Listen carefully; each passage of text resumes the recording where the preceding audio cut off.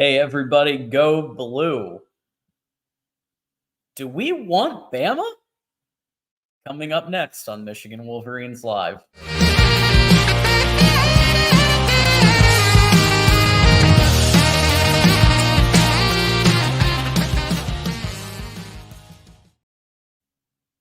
And thank you for joining us for another episode of Michigan Wolverines Live. My name is John Diadamo, and I'm going to be your host for the next hour. Today is Tuesday, December 5th, 2023. As you come in, please do like, subscribe, share with a friend. Definitely got some content here for you. Lots going on. Obviously, Michigan did just win the championship, and a lot of ramifications and next steps from that. I do want to let everybody know that I have an exciting interview on Thursday night at 7 p.m. Eastern. So I'm going to be over on Relic, which is a metaverse-based platform, and it's Ann Arbor Stadium and Maine themed.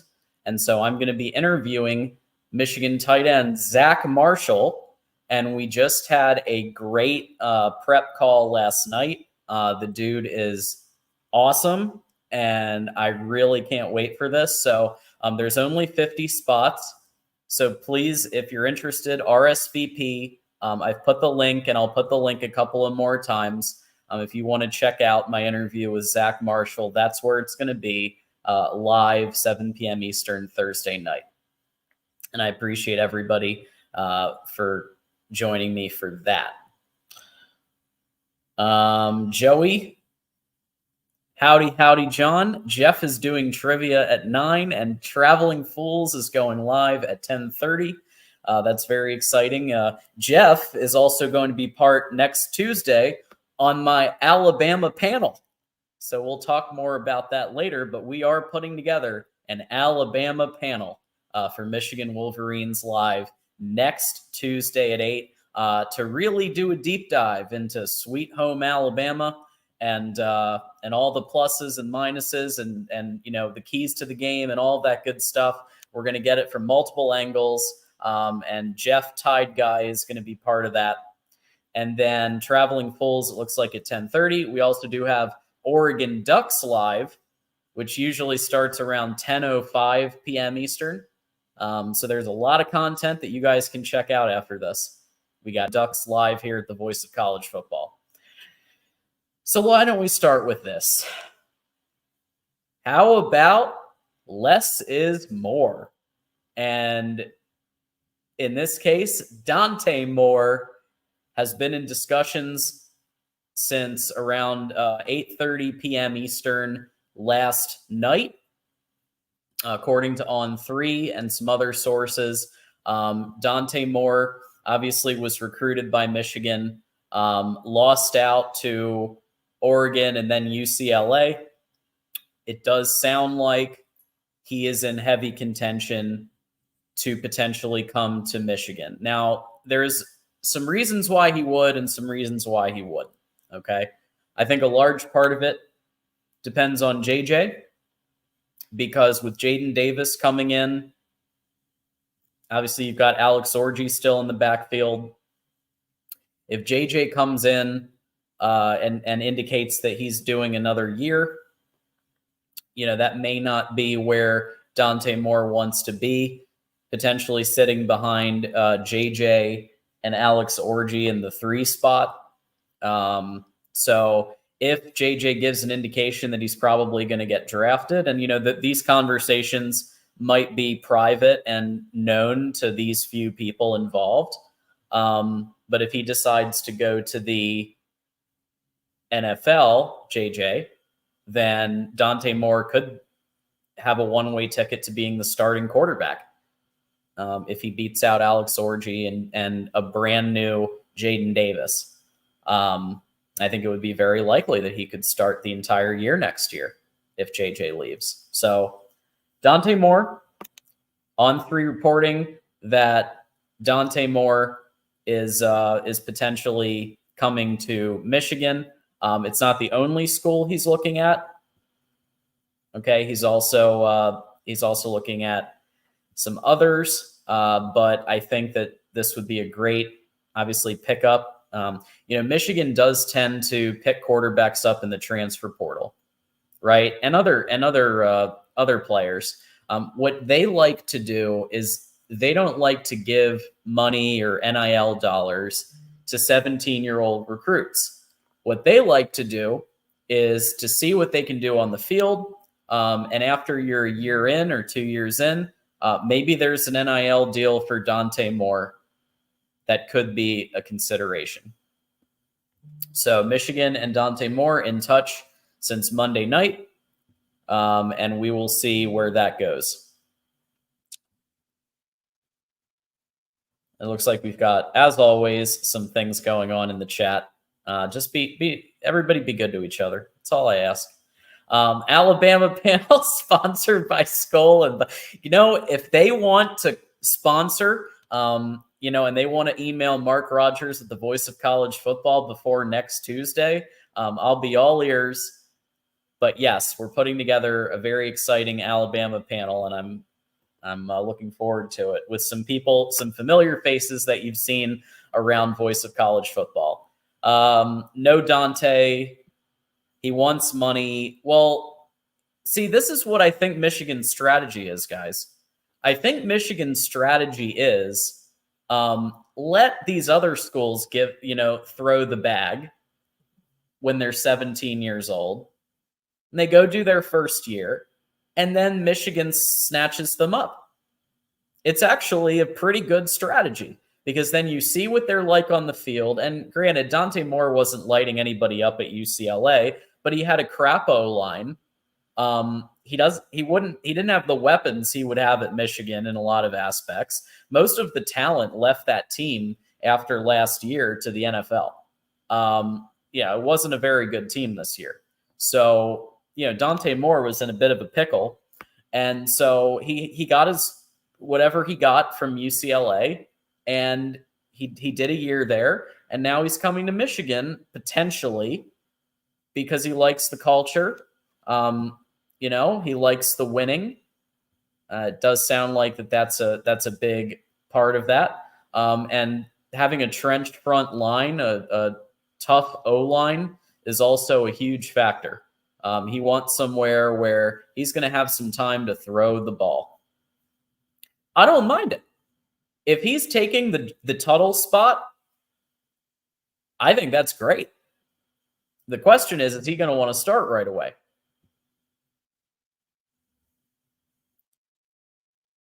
Right. So this is, everybody cool it in the chat who's going at each other. Like, let's just be cool. Ed, be nice. All right. Dependent Fanatic. Exactly, John. Prove yourself elsewhere, and we might take you later. Exactly. We're not gonna be throwing millions of dollars to an unproven recruit. Thank you, Ralph. I appreciate that. So, did Sherrone Moore get snubbed? So it is official that Phil Parker won the Broyles Award today. And it's interesting because I was pretty sure that it was going to be Sherrone Moore.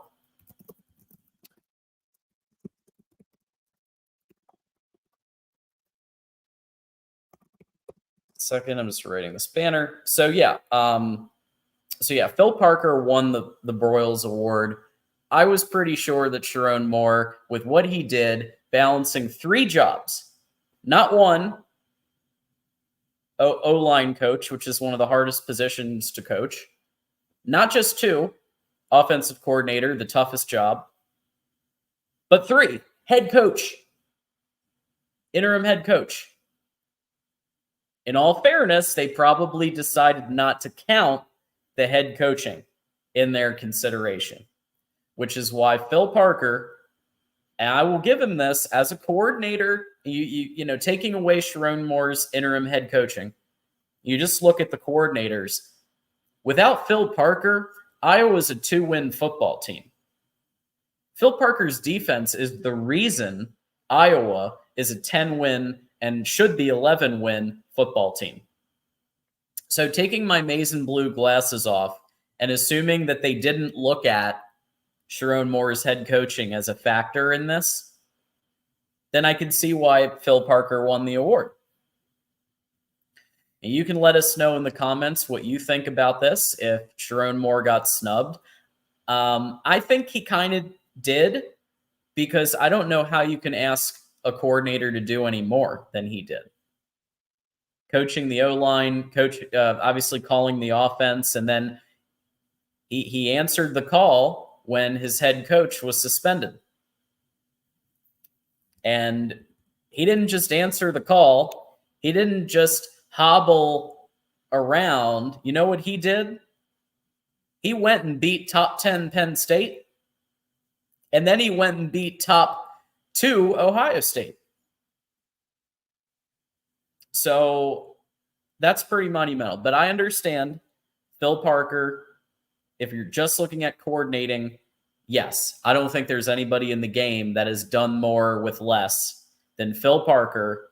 When you have the worst offensive coordinator in all of sports, your defense has to be it. It has to be so good to be able to overcome that.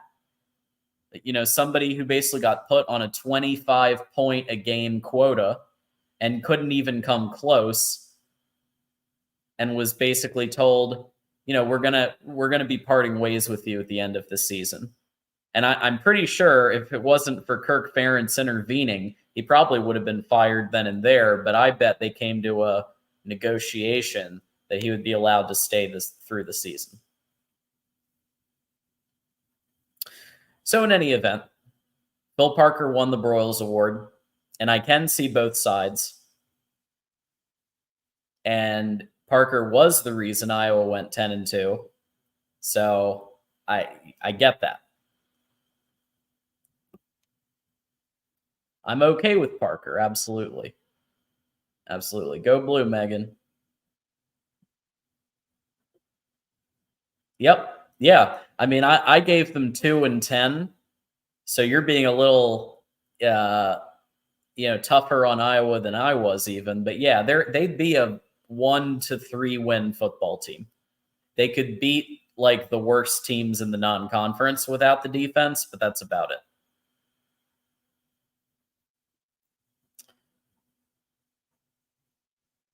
Yeah, I mean, you're not wrong, Dependent Fanatic. You're not wrong. Okay.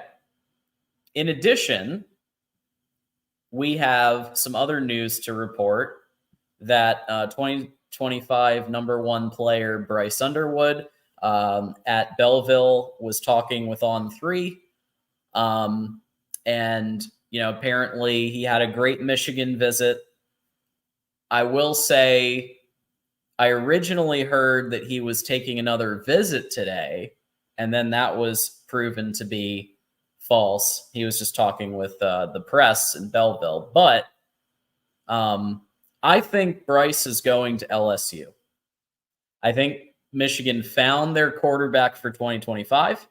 We've also still got Jaden Davis. Potentially now Dante Moore might be in the mix. And we all know that Bryce so the numbers that I'm hearing are staggering.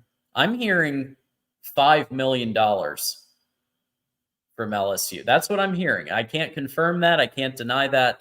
$5 million. In addition to accommodations for family. And this is what they do a lot of times. Is like if you have family members or, or you have a wife, you have kids, they set you up with accommodations. They set you up with jobs. That's what they do in the South. And at Alabama, we've heard this. Georgia, we've heard this. And LSU, nicer weather. He seems to want to play for an SEC school. So I don't think Michigan is getting Bryce. But apparently he had a great visit. He enjoyed the game. So there's that. But I still think he's probably going to LSU. We do have Moose who follows. Yeah, Moose follows all this stuff pretty closely. And I don't. And by the way, I'm not. All I'm doing is reporting these things from what I'm hearing.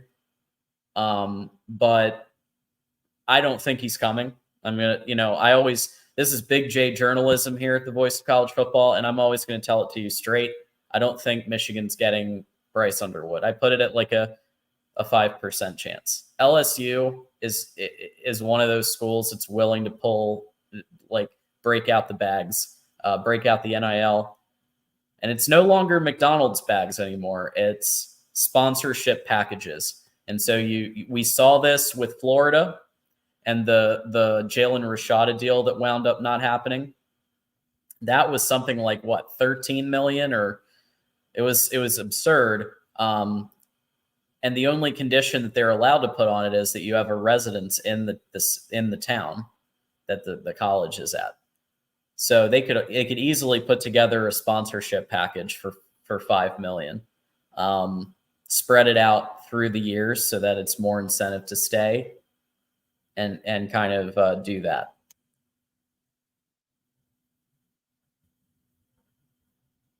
We've got Dependent Fanatic, who is willing to sit behind JJ, whoever that is. I'll take them.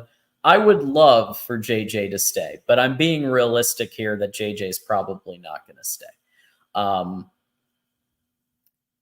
I think that beating Ohio State again, winning the Big Ten championship again, and he's going to have an opportunity now on the really big stage. And I think a lot of his decision is going to come down to how those final 2 games transpire. So a couple of quick reminders. Please like this video, subscribe, share it with a friend. If everybody shares this with a friend, at least one person, then we'll triple who's in here. I am doing a very special interview on Thursday night with Michigan tight end Zach Marshall, and I'm very excited about it. He is awesome. We had our prep call, so RSVP on the link that I'm posting here. If you want to see my interview with Zach, and also join the Metaverse Stadium in Maine, which is the Relic product where you literally can go. It's basically like you're in Ann Arbor, but in 3D on a screen, obviously. So at least you can the fond memories can come back. But Zach is awesome, and I highly recommend everybody come by and check it out. We've got 50 spots, and I want to reserve some for Michigan football at the Voice of College Football. So if you can go ahead and RSVP if you're free that hour, would really be appreciated. And we'll have a great interview. Also, just a reminder, you can join our Patreon YouTube membership, talk Wolverines all the time. Only $5 for Patreon, $2.99 for YouTube membership, and be part of our chat and our community. So what can we take away from the Big Ten championship game? And my answer is not a whole hell of a lot. We know that Samaj Morgan is really, really good. He is an impact player, whether you put him at returner, whether you put him at receiver, whether you consider maybe putting him in a little bit of running back. Samaj Morgan is a player that can make any play on the field, I believe. And that 87-yard return was the play in the game. Even Corey Brada and Mark were talking about it earlier on Iowa Hawkeyes Live. That was the play of the game. I agree. I also think that a lot of what the defense did were plays in the game too. So what can we take away? We can take away that Michigan has a damn good defense that knows how to turn the ball over. Braden McGregor had a turnover. We also had turnovers from Mike Sanders still. Chris Jenkins had a bunch of good plays. It's a good team, man. And it's a good defense. What we didn't really see was a lot of offensive productivity at all. It looked a lot like Iowa, except Michigan has better players and was able to turn the ball over 3 times. But a lot of the explosiveness that we saw, and we didn't even see that much against Ohio State. They did enough to win the game, but it didn't look like last year. There were a couple of razzle-dazzle plays on the perimeter. Obviously, we had a really good throw to Roman Wilson in double coverage. But this game, super vanilla, running up the middle, not as much attacking the perimeter, which I really like to see them attacking the perimeter, and they really didn't that much. Short passes. The tight ends were dropping balls, and they usually don't. I think that might be a Phil Parker a little bit, like Phil Parker getting pressure on JJ and on the tight ends just enough to get them off rhythm, when even Ohio State couldn't get JJ and the tight ends off rhythm. I have to give Iowa's defense its kudos. I believe it's one of the best, maybe 3 to 5 defenses in the country. And they performed. Now, you may not say that they're better than Ohio State in star ranking or talent rating or anything like that. But I believe that the execution on the field was better than the execution by Ohio State's defense last week. So you could say Ohio State's defense is better, but Iowa's defense made Michigan look like Michigan's offense look like Iowa's offense. And that's really, really hard to do. So I think really what you can take away is that Michigan's defense is really good. Michigan's special teams is really good.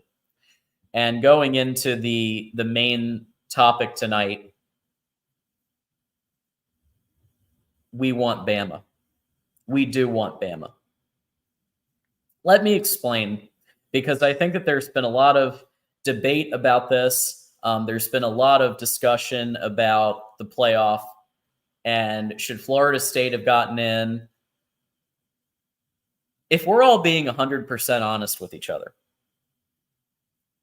and I've been in business almost 10 years, so I see this from the business lens, and I see it from the fairness lens and the player lens, this kind of the fairness and sports lens, right? From a business standpoint, this was the only choice.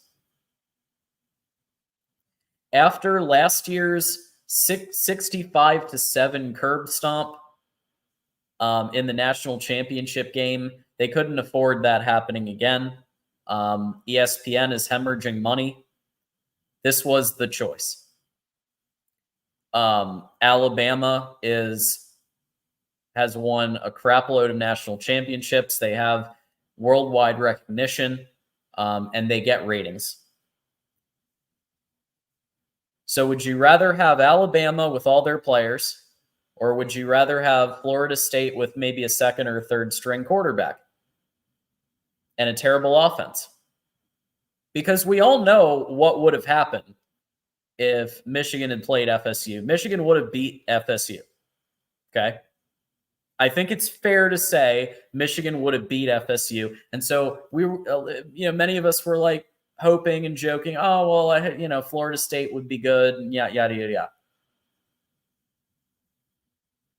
But in order to be the best, and I said this last night, in order to be the best, you've got to beat the best. We won a national title this year. So whoever the opponent is, Michigan's going to be ready. Michigan has been instituting beat Georgia drills to prepare for the postseason all season long. Like this entire year, there's been beat Georgia, a.k.a. beat insert playoff team here. Beat Alabama, beat Georgia, beat SEC opponents, essentially. And so Michigan is favored right now by 1.5 in this Rose Bowl. But many in the media, even some people on our own network, don't really give us much of a chance.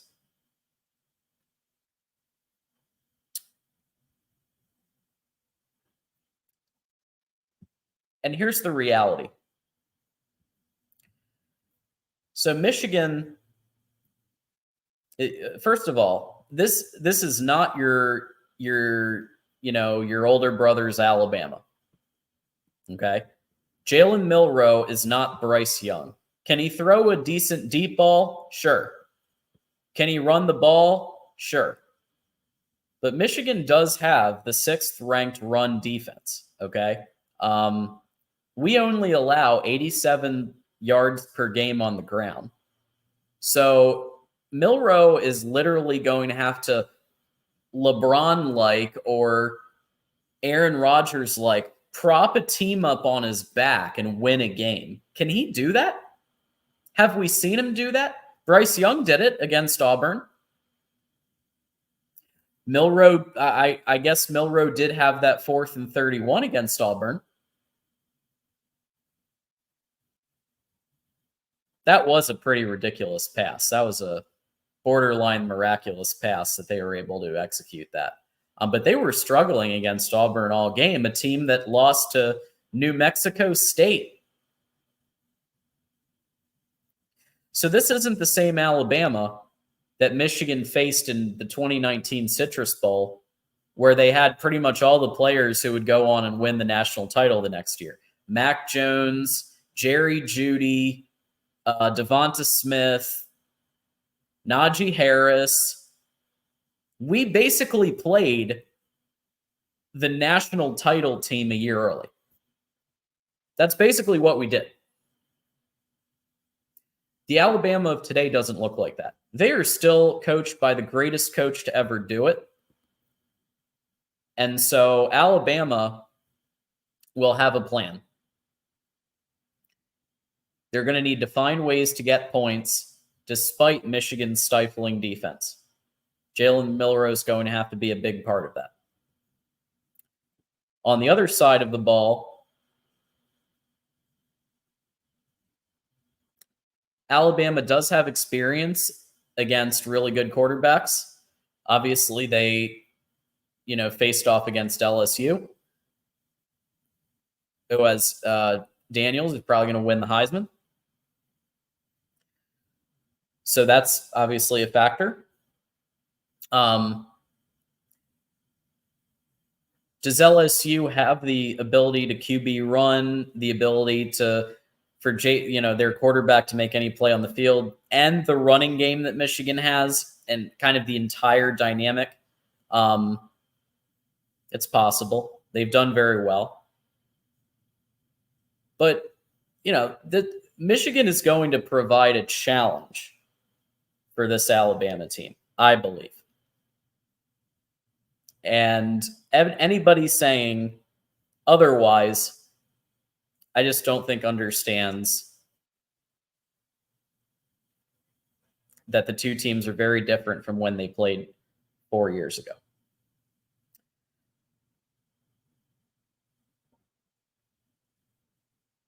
He can't pass. I mean, he did do a 4th and if you're talking about Milroe, he did do a 4th and 31 against Auburn. It was pretty insane. But he's inconsistent. He's the best they have for sure, but he's inconsistent. And yeah, I don't know how Milroe is going to move the ball versus Michigan much either, other than probably a really good first scripted drive. Milroe is great on the deep ball. Has he ever dealt with, though, secondary like Will Johnson, Mike Sanderstill? Like, they're becoming interception machines. I think Milroe is going to have at least a pick, maybe 2. And yeah, JJ is better than Milroe. I would agree with that. I would absolutely agree with that. I think that Michigan wins almost every position group battle. Head coach, of course, goes to Nick Saban. Offensive coordinator, I think I give that to Sherrone Moore over Tommy Rees any day of the week. Defensive coordinator, I think I've got to give that to Jesse Minter. What do you think the position groups are that Alabama has stronger? Let me know. And we will, by the way, as I said, next Tuesday, we are going to have the Alabama panel. We've got Tide Guy. We've got Jeffrey Only Talk Sports, who's an Indiana and Alabama fan. And Jackson Johnson, I'm asking him if he wants to do it too. Hopefully we'll have all three of them, and we'll have a great panel and discussion on the ins and outs of the Alabama Crimson Tide. So let's go ahead and look at some of the comments here. So today's a solo show, but we will obviously next Tuesday. I'm very excited for that panel. I'm also working on some media guests in the near future, which are always fun when we have the media guests come by. Let's see here. Oh, we've got some good comments. Yes, Loveland dropped a catch and run that would have been a touchdown. I do remember that. Saban is daddy. Okay, we might have some issues here.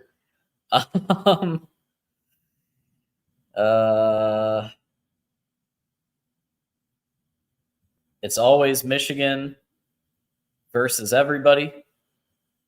CBS Sports has their metrics. Michigan 29-20 winner. Seems about right, but who knows? Yeah, that's a really good idea, Hummus. He could be a running, I mean, maybe not on the passing level, because Orji, as I finally realized what Mike was saying, yeah, Orji, he's not very good at passing.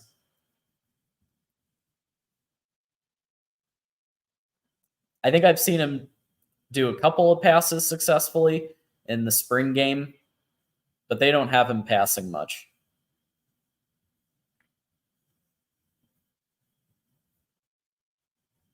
Wide open Burton and Bond. Yeah, they're not going to be wide open as much with the defense that we have.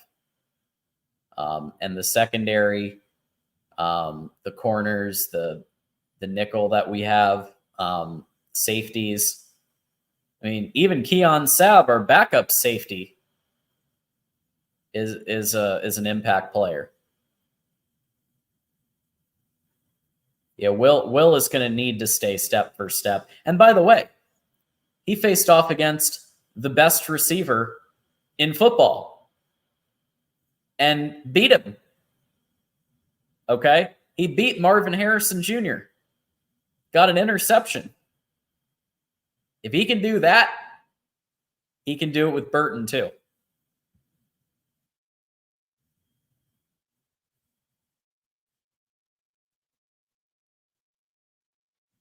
That vanilla play calling won't work on Bama. Yeah, it won't. And I guarantee you it's going to look very different on offense than it looked against Iowa.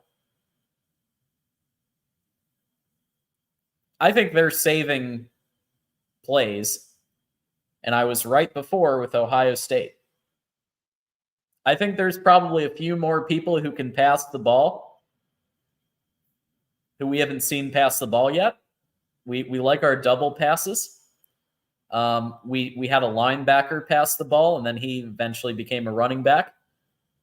We had Donovan Edwards pass the ball. I'm pretty sure we tried to have Ronnie Bell pass the ball at least at one point. We're going to find someone else who can pass the ball because Harbaugh likes doing that. I expect more perimeter attacking than we do against anyone else except Ohio State. I expect Blake Corum and Donovan Edwards both in the backfield.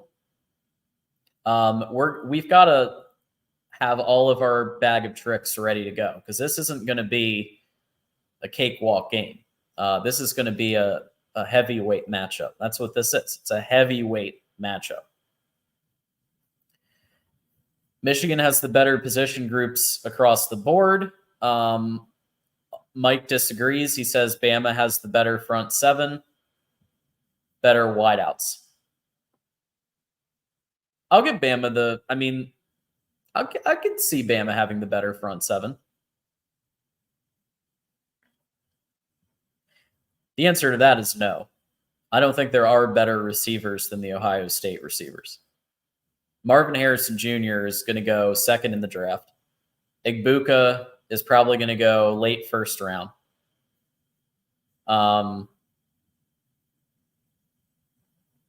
Yeah, they're really good.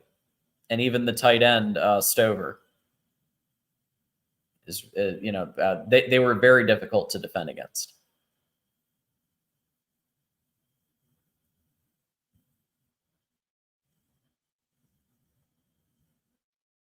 Yeah, you got to open it up. Anything you've got, open it up. Absolutely. Let's see here. JJ's going to have the game of his life. Going to have the game of his life. Yeah, you're right, Go Blue. He's going to have to. He's going to have to be able to run, and he's been injured. So hopefully he'll be able to heal up and he'll be able to start running more again. He's made some great decisions with the pass, and he's made some questionable ones. He has got to throw the ball away. No choice. Has to do it. If Bama's coming for him, throw the ball away. Don't take that sack because you're trying to make something happen. Like, there are times, and you got to know when to hold him, and you got to know when to fold him. Sometimes you got to fold him. Sometimes you got to throw the ball away.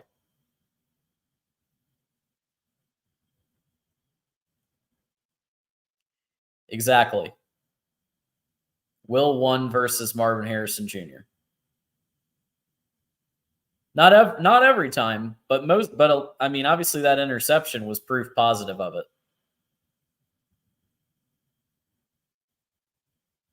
Yeah. Zero throwaways. He literally doesn't do it. And I'm not saying he's got to become Tom Brady and just chuck it the first sign of pressure. Okay? I'm not saying he has to do that. But there were at least 1 or 2 occasions versus Iowa where I was like, dude, don't take that 15-yard hit. Throw it away. He didn't do it because he wants to play hero ball, and I get it. He feels like sometimes he needs to put the game on his shoulders, but he has such a strong team around him. Just throw the ball away if it's not there. And if you can't run, if you don't have a lane to run with, just throw it away. There was at least one time he could have run it and he didn't. I mean, we'll see. I would have hoped they'd be on him about it before now.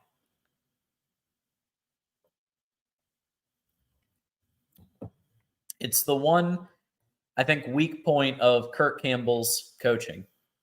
I think overall, Kirk Campbell has been a really good coach, and he's been an exceptional recruiter.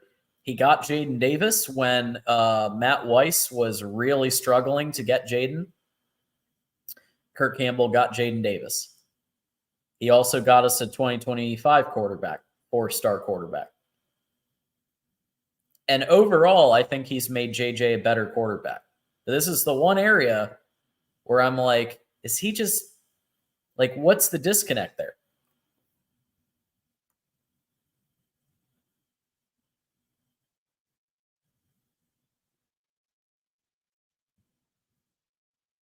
Yeah, and look, I get it. Milroe is, he's another playmaker. He's somebody who wants to make plays with the ball.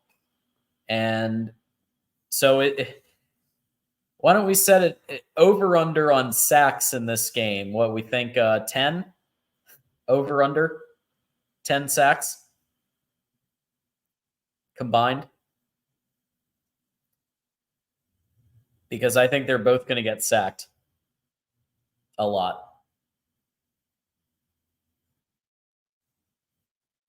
Mike has it at 7.5. Okay. So take the 10. I was being pretty generous with 10. I figured most people would take the under on that. 7.5. That might be about right. 3 or 4 apiece. So we'll dive more into Alabama, but I think this is a very exciting matchup. I also did say that I think Florida State, if they beat Georgia, you know what they should do? They should go full UCF and be the national champions, hang the banner, declare a national championship. Because what the hell else are they supposed to do? They beat their conference. They won their conference champion. They went undefeated. So even though I'm actually in support of the Alabama decision in some aspects, like I get it from a business perspective, like the decision also goes against every other decision they've made this whole time. Because they put in TCU, they put in Cincinnati, they put in teams that were not one of the 4 best teams in the country, but they were one of the most deserving teams based on winning out. And yet they shafted Florida State because of their quarterback. And putting it on the quarterback, I also thought was not a great look. Like, that poor kid, man. Like, he didn't feel bad enough about getting injured, and now he basically, like, the reason they decided not to put Florida State in was because of him. Like, that's messed up to put that on a kid like that. I didn't like the way that was done by Boo, the head of the college football playoff. I didn't like that. And also, who names their kid Boo? Like, what is that? I mean, what is that? So anyway, Florida State should hang a banner if they win, if they beat Georgia. Why not?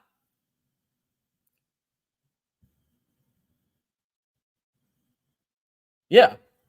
Yeah, it's not great. Hang a banner if they win.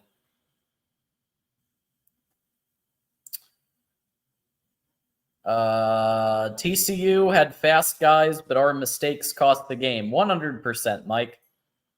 I believe Michigan was the best on that field. But the mistakes cost Michigan the game. 2 pick sixes. The defense just basically letting TCU do whatever they wanted cost the game. They didn't take TCU seriously enough. Donovan Edwards was even saying, as long as we take our opponent seriously, we're going to be fine. What Donovan Edwards was saying there without actually calling it out was that they weren't taking TCU seriously enough.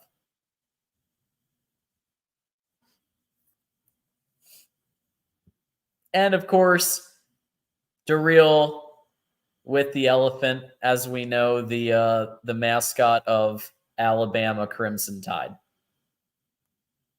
Somebody who was very happy about the decision to put Alabama in over 13-0 Florida State.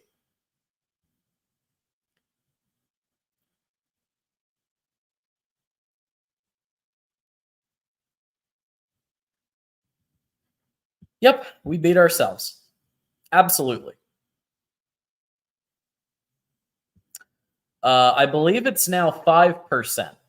Darrell has now bumped it up, I believe, to an official new percentage of 5%.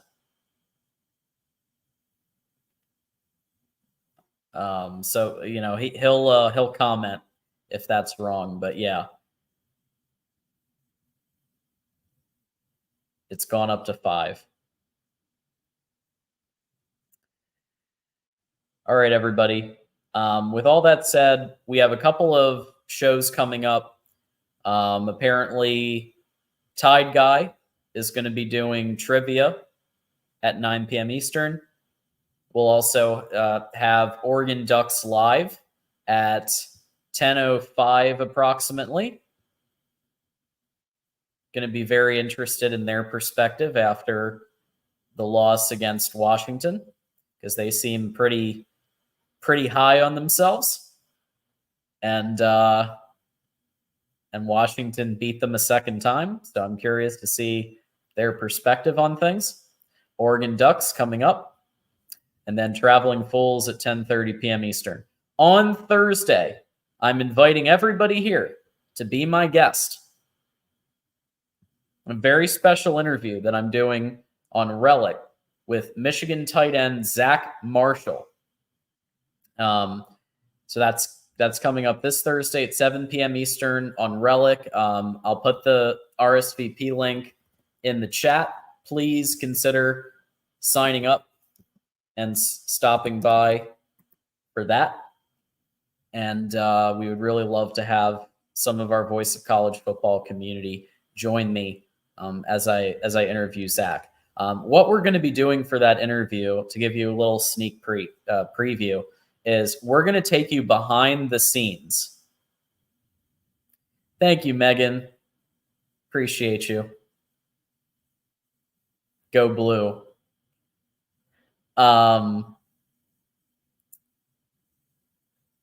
So we're going to be taking you behind the scenes of what it's like as a Michigan player,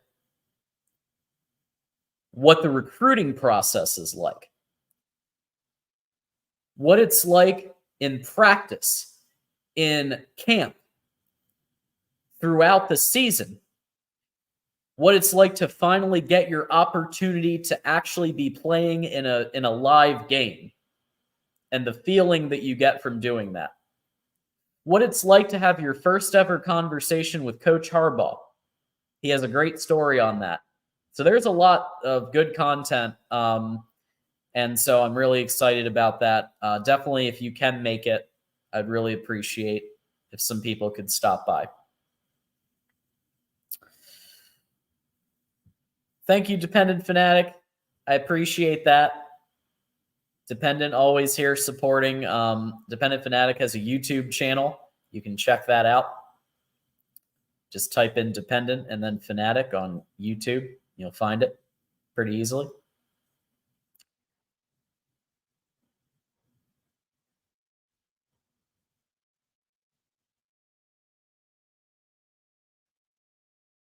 A little bit of back and forth with our resident SEC fan. You know, look, even I, a few weeks ago, fell in to supporting the SEC. It happens to us all. There was a little situation. I don't know if you remember. Little situation with the Big Ten, Tony Petitti, and I started saying SEC, because I think that Michigan would have better treatment under the SEC.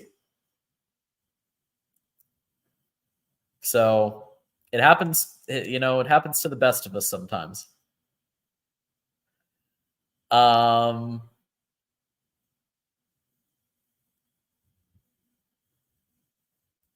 Sounds awesome. I'll try to be there live for the interview. And then there's this one. The resume ranking was just posted, that there are better videos. So Dependent Fanatic has just posted his resume ranking. And then there are also other videos that you can check out. Dependent Fanatic YouTube channel. Mike Rotunda is saying that he will stop by. Thank you. So I've counted two RSVPs so far. If you could please RSVP, it shouldn't take too long to do. It looked like a pretty short form. That'd be awesome. It's free to attend. You don't have to. It doesn't cost anything, and you'll get to see my interview with Zach Marshall. And those of you who have been following us through the off season and the recruiting conversations, we did a lot. Mark Rogers and Justin Rowe discussed Zach Marshall a couple of times on Voice of College Football. I think that was before my time briefly, because I started around February-ish. It's great. Homies come through. I'm late, but Underwood said that he had a great visit with Campbell and Herbert.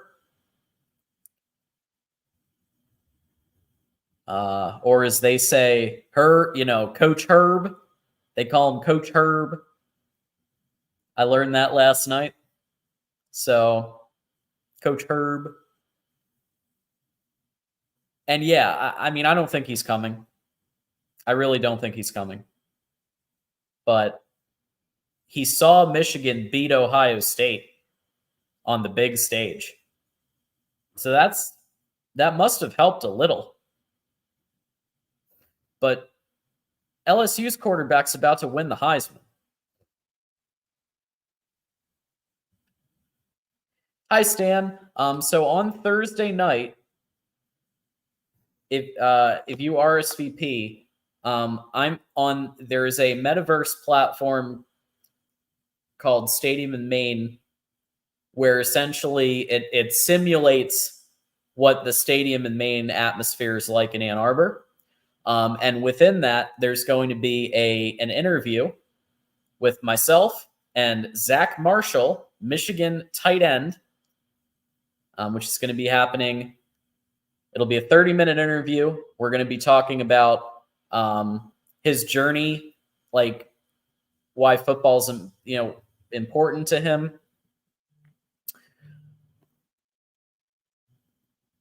His journey, all of that stuff, and then obviously his recruiting process, what it's like in the locker room, what it's like being coached by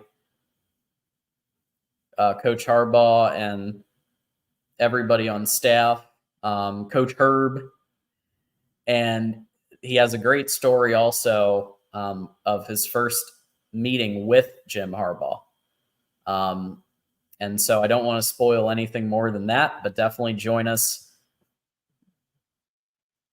And we'd love to see you.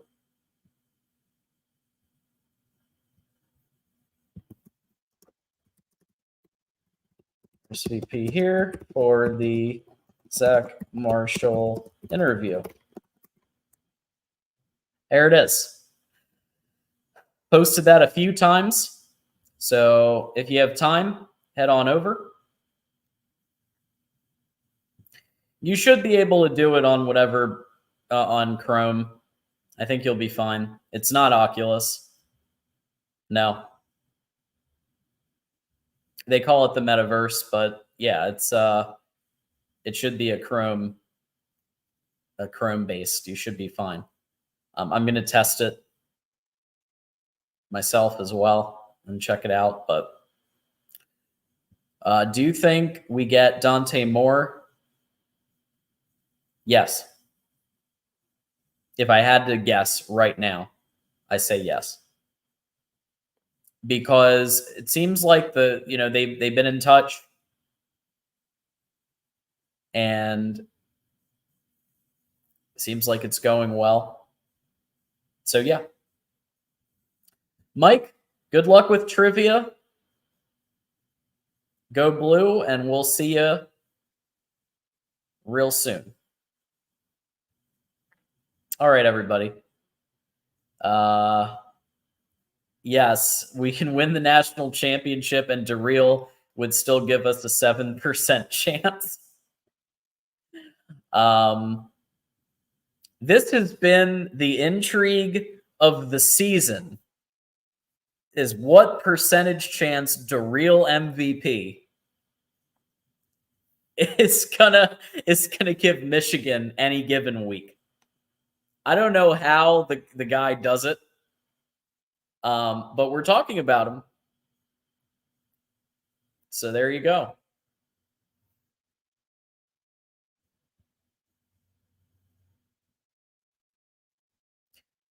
What about O-line of Michigan? Yeah, it didn't look super hot against Iowa. I think Barnhart and Trente Jones need time to gel. Luckily, we have about a month to prepare. But yeah, it didn't look great. Sack Center going down was not good. So Barnhart and Jones I think that they'll be fine, but not as good as Zinner and Barnhart or Zinner and Jones would be.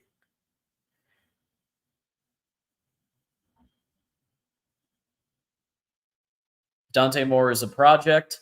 We need someone to be able to step in immediately next season unless JJ returns. And I'm just going to keep answering comments as long as, you know, at least another 10 minutes. I mean, if people are willing to post them, these are good comments.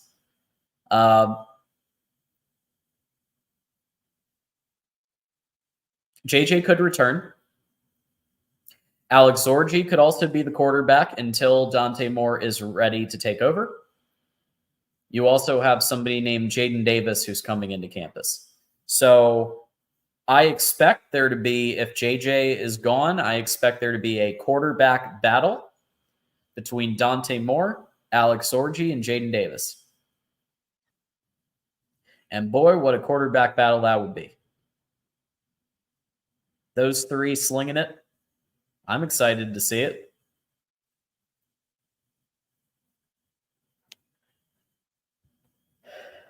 Why have we struck out on our in-state 4- and 5-star quarterbacks? Carr, Moore, Underwood. So I'm going to put Carr, the blame for Carr, partially on Matt Weiss. Apparently, Matt Weiss was not a very good recruiter. And he was the primary recruiter for the quarterbacks. So he gone, and Kirk Campbell's pretty good.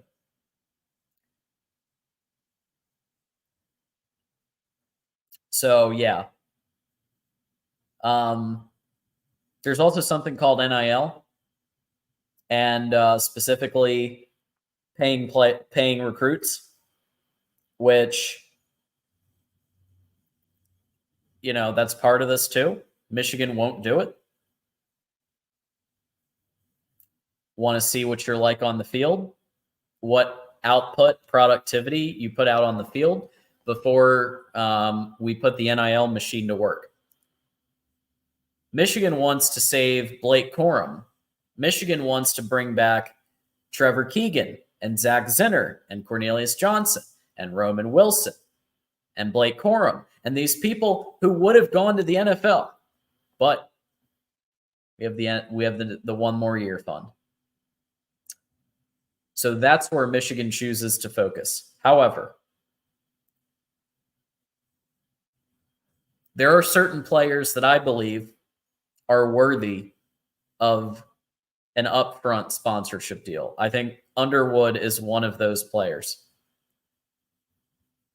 And yes, apparently I have heard that potentially as much as $5 million is on the table here that LSU is putting out for Underwood. And even if that's a high number, and even if it's 1 million, 2 million, that's still more than Michigan's going to give. You have nicer weather down there. Your quarterback's about to win the Heisman. But do you really want to play for Brian Kelly? I'm here with my family. You really want to play for that guy? I don't.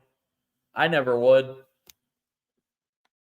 You have the choice of playing for Jim Harbaugh, quarterback whisperer, quarterback himself, one of the best Michigan quarterbacks we've had, NFL quarterback, turned around San Diego, turned around Stanford, turned around the San Francisco 49ers, then went and came here and saved Michigan from the Brady Hoke age of darkness. You could play for him. I just don't see the appeal. But I get it. You go for the generational money. I understand that. I can't hate on it. Because you know what? If all of you had the choice, and I know a lot of you love Michigan on this chat, but if your choice is, let's just say it's $1 million. You could get $1 million. Or a maybe. Go be a legend at Michigan. And if you do well, we'll pay you later. That's why I think you're seeing a lot of people go to another school their first year and then transfer to Michigan.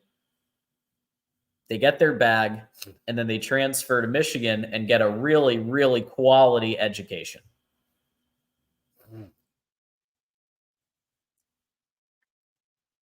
Yeah, I agree. I would too, but that's just not how Michigan does it, I guess.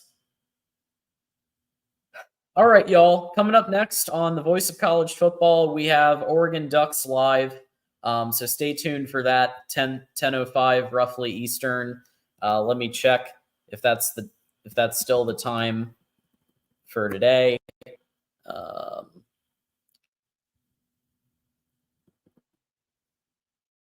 Yep, 10:05. So I'm going to put the link right here if everybody wants to check that out. Oregon Ducks live. Boom. That's a great song. I love it. I love that song. Yeah, they can't. Once they give you the bag, they give you the bag. It can't be conditional. That's illegal. You can't do straight up pay to play.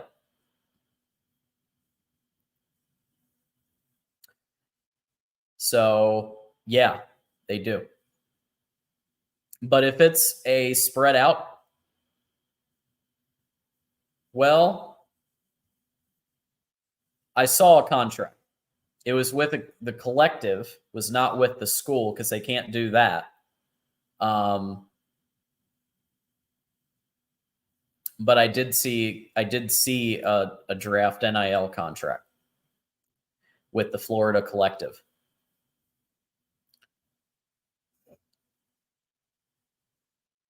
Yeah, you can check it out. Just Google Jalen Rashada Florida NIL deal and you'll find it. I think it's like the Gator Collective.